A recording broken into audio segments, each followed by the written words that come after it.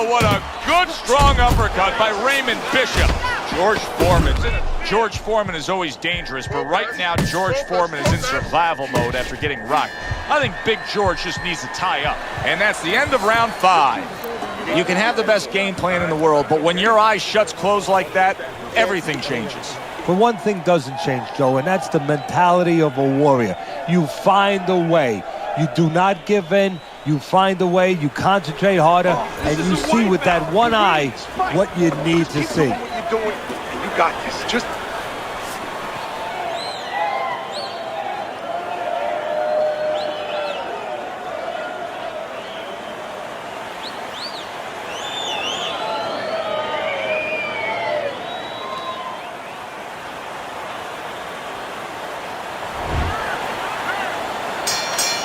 Foreman's corner must really believe in their guy, Teddy, because they're sending him out for yet another round. He was just knocked down again.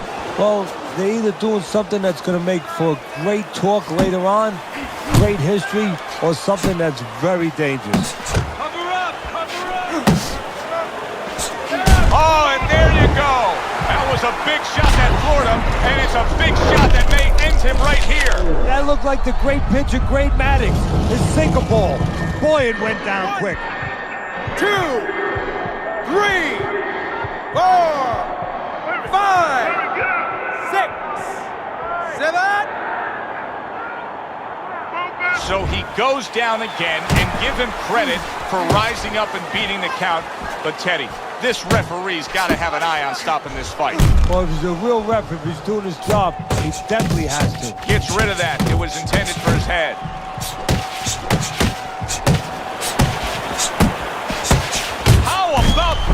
Big shot he just scored with. What a turn of events.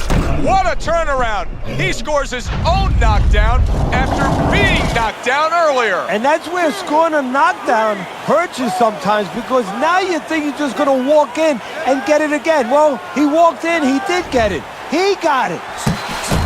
A well-placed left hand up top.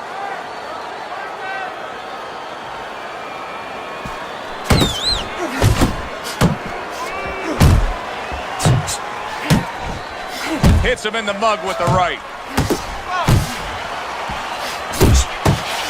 Scores up top with a left. George Foreman's failure to protect himself from that left hand, it's become a big story now. Yeah, and he has to understand why. He's not controlling distance. He's standing too close in front.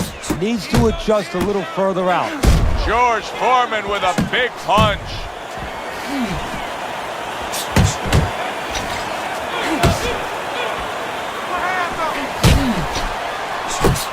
Punches and bunches, combination up top.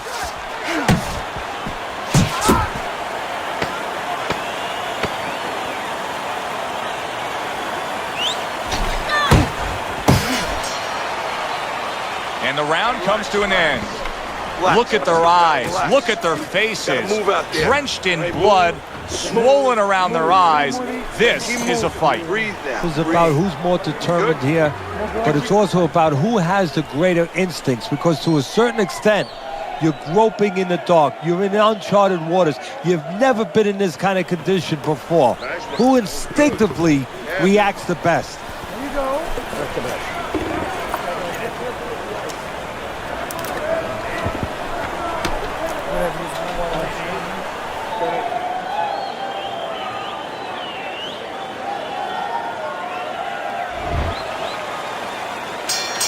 Halfway through this fight as this round gets underway here. Been interesting so far. Who knows what we're in store for down the stretch. Able to block that away. It was targeted for his head. How about that exchange? Goes up top with a right hand.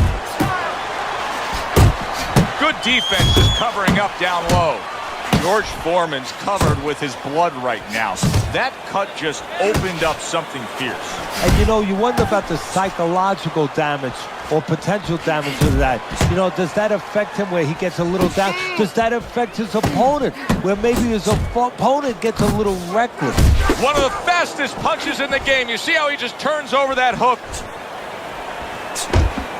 Commits to the straight right.